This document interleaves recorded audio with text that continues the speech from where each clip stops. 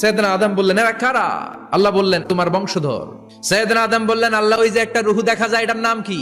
এটা তোমার ছেলে দাউদ, সে দুনিয়াতে নবী হয়ে আসবে। সাইয়েদনা আদম বললেন, মাবুদ, আমার ছেলে দাউদের কত বছর হায়াত আপনি দিয়েছেন? আল্লাহ বললেন, মাত্র 40 বছর। সাইয়েদনা আদম বললেন, মাবুদ, এত ফুটফুটে সুন্দর আমার ছেলে দাউদ, মাত্র 40 বছর দিলেন কেন? আল্লাহ, আপনি বাড়ায় দেন, আল্লাহকে বাড়ানো যাবে না, লেখা হয়ে গেছে। সাইয়েদনা আদম বললেন, আমার 1000 বছর থেকে 60 বছর আমি আমার ছেলেরে দিয়ে দিলাম।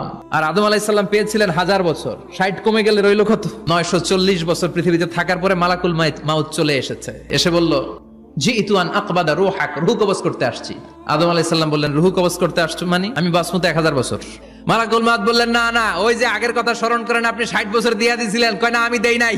মালাকুল মাউত বলে, আল্লাহ, ঘটনা দেখেন, দিয়া কয় দেই নাই। আল্লাহ কয়, থাক, কথা কইস না, আয়া পর। ভুলে গেছেন উনি। সেদিন থেকে আল কিতাব ওয়া শুহুদ, মানে লিখে রাখার সিস্টেম আর সাক্ষীর সিস্টেম চালু হয়েছে।